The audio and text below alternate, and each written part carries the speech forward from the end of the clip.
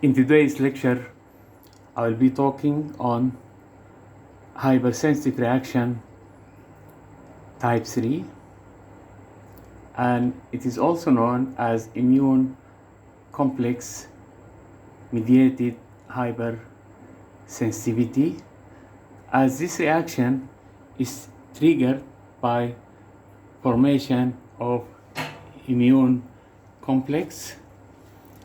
For example, if these are antibodies, if they capture an antigen here, this will lead to formation of immune complex, and this immune complex activate complement component number 1.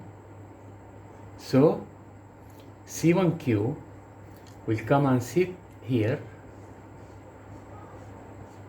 and activation of complement component number 1 will lead to activation of complement component number 2, 4, then 3, 5, 6, 7, 8, and 9, and this will lead to formation of membrane attack complex and anaphylotoxins. These anaphylotoxins are C3A, C4A, C5A. C3A, C4A stimulate release of histamine, which in turn lead to increased capillary permeability and vasodilatation. C5A induces or stimulate influx of cells. So influx of cells together with increased capillary permeability, vasodilatation, it will lead to inflammation. So now I'll be talking on some examples of hypersensitive reaction type 3. Serum sickness is hypersensitive reaction type 3. So if someone get anti-serum, for example, anti-tetanus, and this injection or medicine is raised in animals, so it could be contaminated by animals' proteins. These animal proteins will be seen by the body as non-self, so the body will produce antibodies. When they couple to these proteins, this will lead to activation of the classical pathway of the complement, and it will lead to sickness or serum sickness. Example number 2 is RSS reaction. In case of RSS reaction, in contrast to serum sickness, in serum sickness we give large dose of the antigen or single injection. But however, in case of RSS reaction, for example, in case of vaccination with the diphtheria toxoid and tetanus toxoid, we give repeated doses. So with the first dose, the patient may produce some antibodies, and if the patient got the second dose, the antigens or these toxoids will bind to antibodies, and it will lead to precipitation or activation of the classical pathway of the complement. The third example is systemic lupus erythematosus.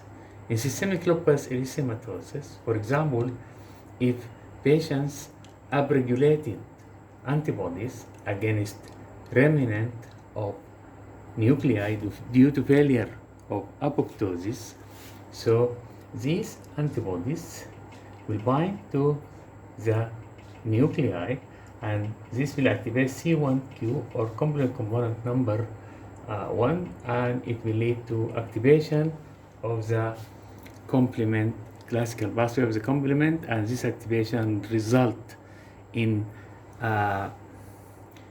formation of anaphylotoxins. So when these immune complexes, for example, deposit in the kidney, it will lead to glomerulonephritis, and if they deposit it in the lung, they will lead to pleurisy, and if they deposit it in the brain, they will lead to depression, or in the heart, they will lead to carditis, or in the joint, they will lead to arthritis or arthralgia.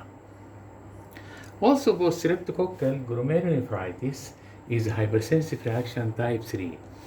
And as you may know that dead antigens or dead streptococci or antigens from the streptococci, they migrate to the kidney and they bind or sit on the basement membrane of the glomeruli. So when circulating antibodies, they reside here. This will lead to formation of immune complex, which will lead to streptococci or post-streptococcal glomerulonephritis. Rheumatoid arthritis, it could be hypersensitive reaction type 3. And as you know, these patients, they produce antibodies against their own IgM antibodies against the IgG antibodies. And this will lead to IgM. One acts as an antibody, the other acts as an antigen, and when deposited in the joint synovial membrane, they will lead to rheumatoid arthritis. Also, in case of farmer lung, inhalation of antigens or moles from outside, this may trigger formation of antibodies, and when they couple to these moles or to these antigens, they will lead to formation of immune complexes, which may lead to pneumonitis. Thank you very much, Professor Ahmed Bolad.